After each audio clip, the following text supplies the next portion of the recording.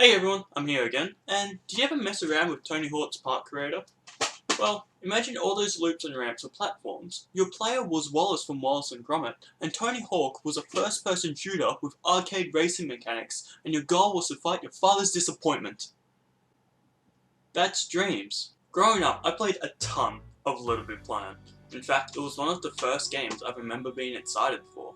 But over time, I've been burned over and over again by underwhelming games, even from some of my all-time favourite developers.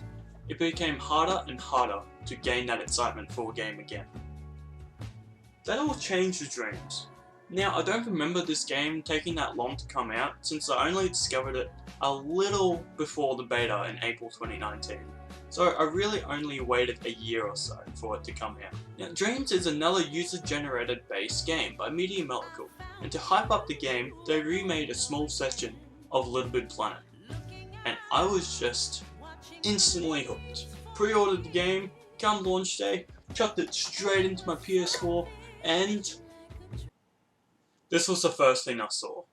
There was this art museum demo thing, and some tech demos, but compared this to Little Big Planet with the full campaign, I was pretty disappointed. Played some of the weirder Dreams at first, but I felt like the controls were very floaty. Saying I was disappointed would be an understatement, but desperate to get my money's worth, I decided to check out the weird ultra-realistic levels. Wow. So cool.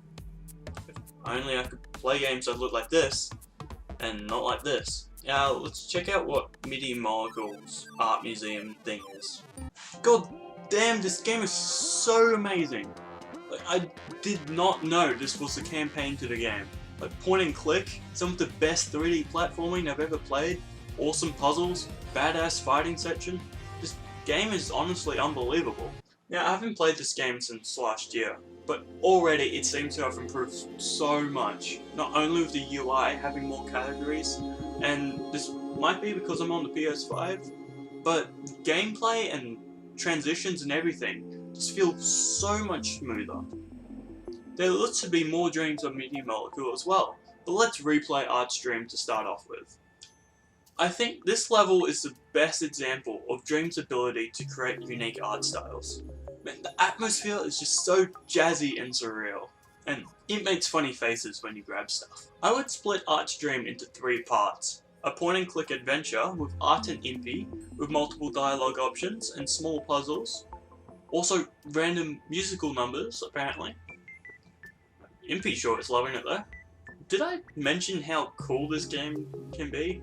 I think this part highlights it the most. Man, I hope Psychonauts 2 has this kind of trippy, surreal art style. The second part of this dream, you play as a little robot called Debug that has this charge ability you can use to lighten up the world. And again, the visuals are so cool. This part here really reminds me something out of that One Love, Death and Robots episode.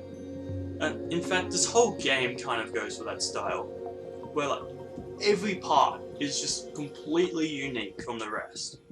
The third part, you play as these little animals you can switch between to solve platforming challenges.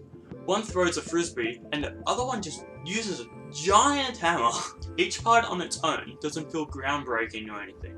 It's the fact that all these parts bring variety while not being half-baked, like other 3D platformers, like Spyro and Crash.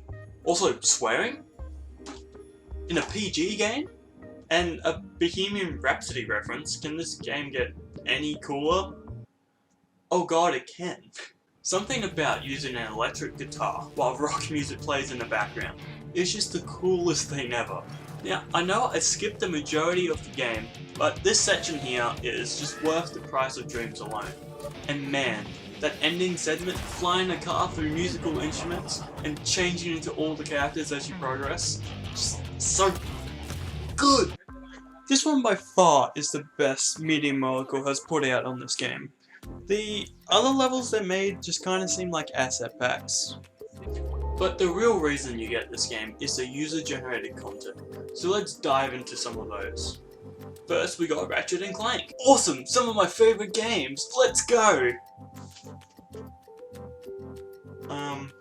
Okay.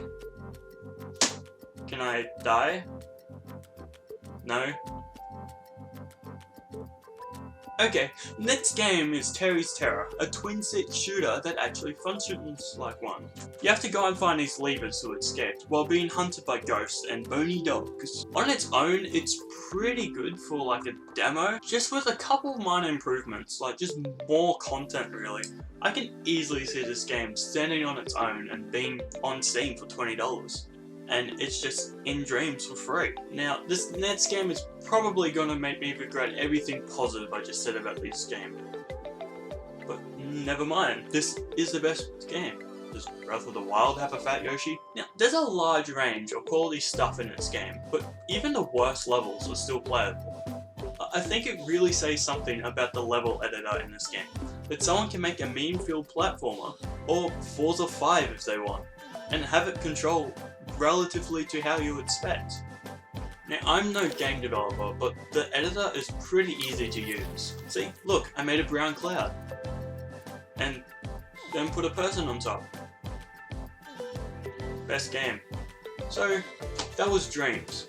If you love the weirder side to the planet, you'll have a blast with this game. And if you're looking to create your own game, but don't know how to program, this is perfect for you. Oh god. What's having a nightmare? Let's talk about dreams. Go back to bed. There's no such thing as dreams.